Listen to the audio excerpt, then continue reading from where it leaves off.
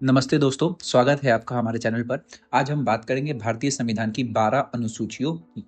ये अनुसूचियाँ हमारे संविधान के गुप्त खजाने की तरह हैं, जिनमें बेहद महत्वपूर्ण जानकारियाँ छुपी हुई हैं। चलिए, इन्हें आसान भाषा में समझते हैं। पहली अनुसूची, फर्स्ट शेड्यूल। इसमें सभी राज्यों और केंद्र शासित प्रदेशों के नाम और उनकी सीमाओं का विवरण दिया गया है। दूसरी अनुसूची, यह राष्ट्रपति, राज्यपाल, न्यायाधीश और अन्य प्रमुख पदाधिकारियों के वेतन और भत्तों से संबंधित है। तीसरी अनुसूची, इसमें सरकारी अधिकारियों द्वारा पदभार ग्रहण करने से पहले ली जाने वाली शपथ और प्रतिज्ञान का विवरण है।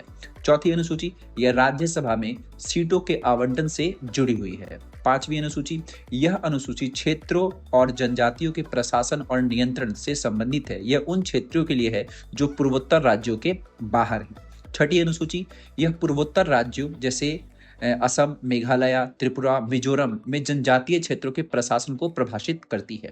सातवीं अनुसूची, यह 3 सूचियां संघ सूची, राज्य सूची, समवर्ती सूची यानी कि union list, state list, concurrent list के माध्यम से केंद्र और राज्य के बीच शक्तियों का बंटवारा करती है। आठवीं अनुसूची, यह भारत की 22 आधिकारिक भाषाओं की सूची प्रदान करती है। जब संविधान बना था तो इसमें केवल 14 भाषाओं को ही आधिकारिक भाषा का दर्जा दिया गया था, बट बाद में इसमें बदलाव किए गए और इसमें कम से कम अभी 14 के बाद 8 और भाषाएं जोड़ी गई। तो अभी इसमें जो आधिकारिक भाषाएं हैं कितनी हैं? 22 हैं। नौवीं अनुसूची, यह कुछ कानूनों को न्यायिक समीक्षा से बचाने के लिए बनाई गई थी, खासतौर पर भूमि सुधार और जमींदारी उन्मूलन से जुड़े हुए कानून। 10वीं अनुसूची है। 10वीं अनुसूची, इसे दल बदल विरोधी कानून भी कहते हैं, यानी कि एंटी डिफेक्शन लॉ, और यह सांसदों और विधायकों की अयोग्यता से संबंधित है। यानी कि आपने सुना भी होगा, जब सांसद या विधायक जब अपनी पार्टी को छोड़कर किसी दूसरी पार्टी को ज्वाइन करते हैं तो उस चीज को रोकने के लिए एक तरीके से, है ना, दल बदल विरोधी कानून बनाया गया था।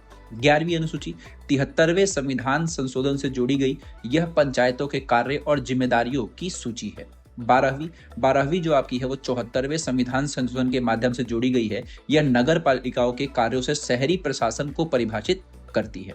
ठीक है दोस्तों, तो ये 12 अनुसूचियां हमारी पूर्ण हुई।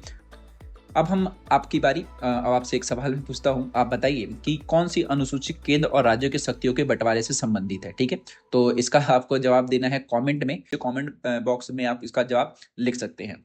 चलिए।